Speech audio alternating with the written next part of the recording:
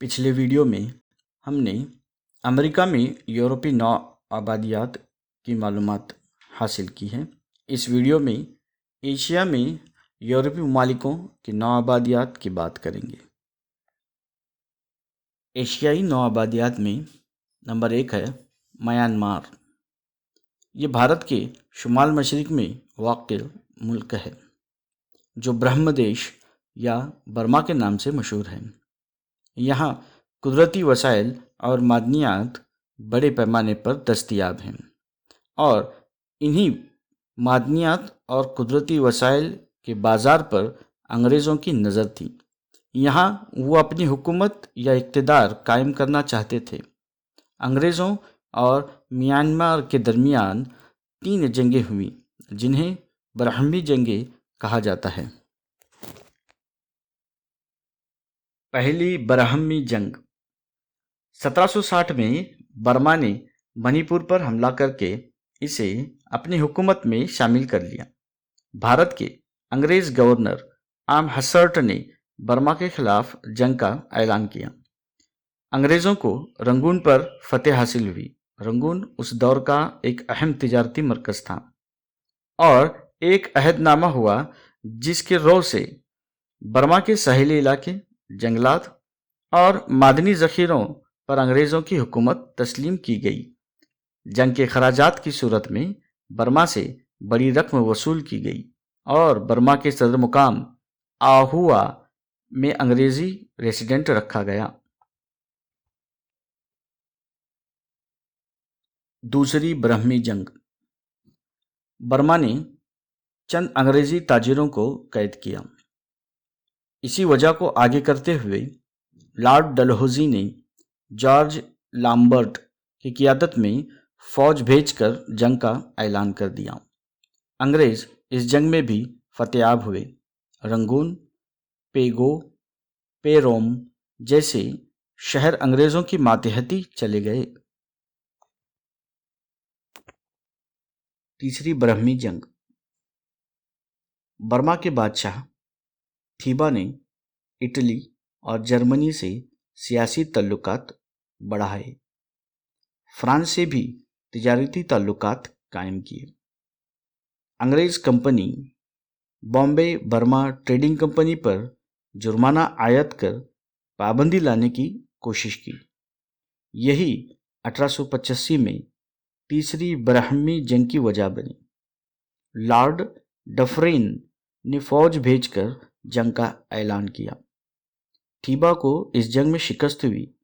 इसने अंग्रेज़ों की मातहती कबूल कर ली। 1935 में बर्मा भारत से अलग किया गया और भारत की तर्ज पर 1946 में बर्मा को आज़ादी मिली।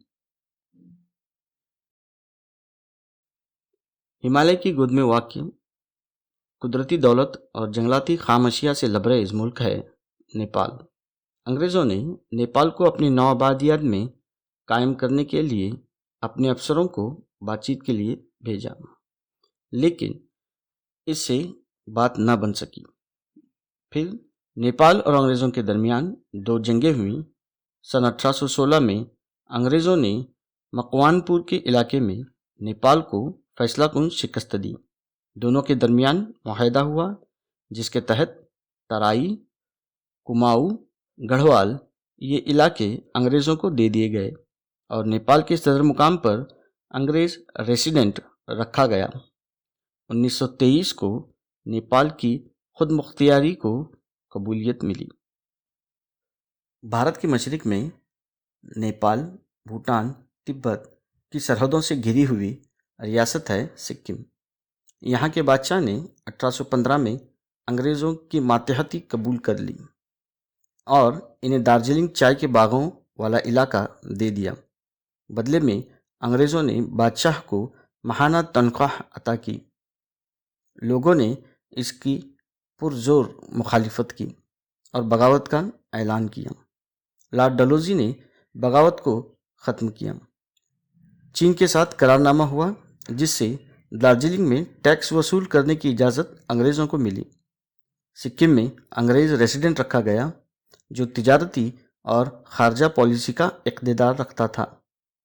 1971 کے عہد نامے کے رو سے سکم کو بھارت میں شامل کر لیا گیا۔ Bhutan. Governor general Warren Hastings کے دور میں بھوٹان کے ساتھ انگریزوں کے دوستانہ تعلقات تھے، لیکن سن 1814 میں ایسلے ایڈن اور 1865 میں انگریزوں نے بھوٹان پر 2 دفعہ حملے کیے اور بھوٹان کا ایک بڑا حصہ اپنے قبضے میں کر لیا۔ 1910 میں بھوٹان کے بادشاہ نے انگریزوں کو تجارتی اور خارجہ پالیسی کے اقتدار دے دیے، جس کے بدلے انگریز بادشاہ کی حفاظت کرتے تھے۔ 8 اگست 1949 کو یہی اقتدار بھارت کو حاصل ہوئے۔ روس کی گھیرا بندی میں تبت کافی اہمیت رکھتا تھا، اس لیے انگریز اور فرانس اپنا اقتدار تبت پر قائم کرنا چاہتے تھے۔ تبت میں اس دور میں دلائی لاما کی حکومت ہوا کرتی تھی۔ انگریز اور فرانس کے درمیان تبت کو لے کر جنگ بھی ہوئی، لیکن دلائی لاما نے چین کی ماتحتی قبول کی۔ چلیے ابھی بات کرتے ہیں افریقہ میں یورپی نو آبادیات کی۔ ایشیا کی ہی طرح افریقہ میں بھی یورپی باشندے پہنچے۔ دلدلی مٹی، دور دور تک پھیلا ہوا ریگستان، اس طرح کا ماحول یورپی لوگوں کے لیے نیا تھا۔ بیلجیم کے بادشاہ لیوپولڈ نے کانگو کا علاقہ فتح کیا تھا۔ 1876 میں بادشاہ نے بروسیلس میں ایک کانفرنس منعقد کی، جہاں یورپ کے تمام ماہرین جغرافیہ اور سائنسداں شامل ہوئے۔ اس کانفرنس میں افریقہ میں تعلیم کی اشاعت کے مد نظر انٹرنیشنل ایسوسی ایشن فار دی ایکسپلوریشن یعنی پھیلاؤ یا اشاعت اینڈ سویلائزیشن یعنی سماجیت آف سینٹرل افریقہ نامی تنظیم کا قیام عمل میں آیا۔ 1884 میں برلن میں یورپی ممالکوں کی ایک کانفرنس بلائی گئی۔ اس کانفرنس میں افریقہ میں دستیاب مواقع کے بارے میں بات ہوئی۔ کہا جاتا ہے کہ اس کانفرنس کا اصل مقصد افریقہ کو آپس میں امن کے ساتھ بانٹنے کا تھا۔ برلن کانفرنس میں کانگو کو آزادانہ ملک کی حیثیت دی گئی اور ساتھ ہی یہ قرار پایا کہ اگر کوئی ملک افریقہ میں انسانی یا قدرتی وسائل کا صحیح استعمال نہ کر سکا تو وہ اس علاقے کو کسی دوسرے یورپی علاقے کو سونپ دے گا۔ یعنی اگر کوئی افریقہ میں اپنی نو آبادیات کو قائم نہیں کرنا چاہتا یا اپنی نو آبادیات ختم کرنا چاہتا ہے تو وہ اپنی نو آبادیاتی علاقے کو یورپ کے ہی کسی دوسرے ملک کو سونپ دے گا۔ جارج ٹابمن گولڈی اس برطانوی تاجر نے برطانیہ میں یونائٹڈ افریقن نامی کمپنی قائم کی۔ اس کمپنی کو نائجیریا میں تجارت کرنے کی سند ملی۔ کچھ عرصے بعد انگریز حکومت نے اسے خود کے اختیار میں لے لیا اور نائجیریا افریقہ میں انگریزوں کی پہلی نو آبادیات بنی۔ اس کے بعد برطانیہ نے کیپ کالی، ناتال، جھانجیبار، پیمبو اور شمالی ساحلی علاقوں پر اپنی نو آبادیات قائم کی۔ برطانیہ کی افریقی نو آبادیات کو یونین آف ساؤتھ افریقہ کے نام سے جانا جاتا تھا۔ فرڈینڈ دی لیپسس کی قیادت میں بحر عرب اور بحر اوقیانوس کو جوڑنے والا راستہ نہر سوئز تعمیر کیا جا رہا تھا۔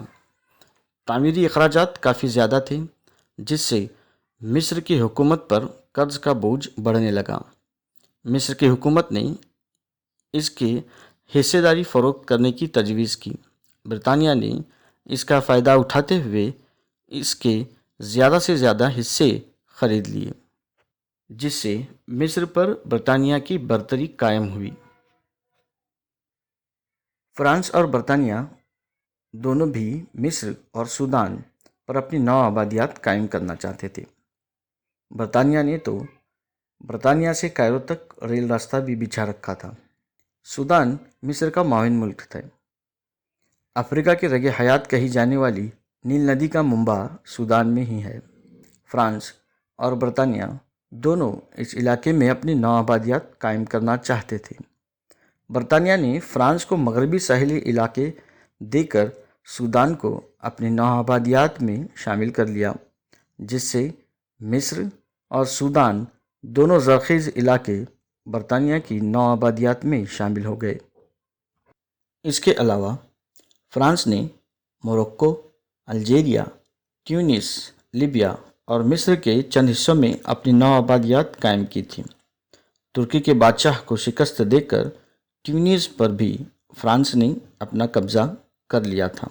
جرمن نے 1897 میں جرمن ایسٹ افریقہ کمپنی قائم کی اور چند علاقوں میں اپنی نوآبادیات بھی قائم کی۔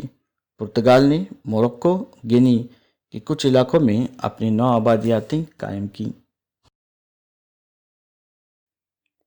چلیے ابھی چلتے ہیں سبق کے آخری حصے کی طرف۔ آسٹریلیا اور نیوزی لینڈ کی نوآبادیات۔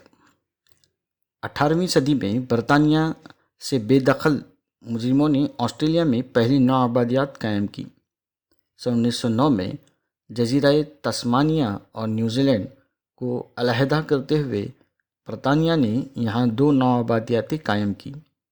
تسمانیہ اور اس کے آس پاس کے جزیروں کو ملا کر ایک جمہوری آزادانہ ملک آسٹریلیا کا قیام عمل میں آیا۔ برطانیہ کے بادشاہ نے یہاں پارلیمانی حکومت قائم کی اور شاہی نمائندے کے طور پر گورنر کا انتخاب کیا۔ وہیں دوسری طرف سن 1907 میں نیوزی لینڈ کو خود مختار ملک کا درجہ دیا گیا۔ نیوزی لینڈ کی نوآبادیات نے جمہوری طرز کی حکومت اپنائی۔ یہاں باقاعدہ انتخاب ہوا کرتے۔ حکومت کی جانب سے نقل و حمل، طبی سہولیات، صحت کے انشورنس وغیرہ جیسے سہولیات اس دور میں عوام کو دی جاتی تھی۔ تو یہ اس سبق کا اختتام ہے، جہاں ہم نے یورپی ممالکوں کے ذریعے دنیا بھر میں قائم کی گئی نوآبادیاتوں کا مختصر جائزہ لیا۔ آگے کی سبق میں ہندوستان میں یورپی نوآبادیات، اس کے بارے میں معلومات حاصل کریں گے۔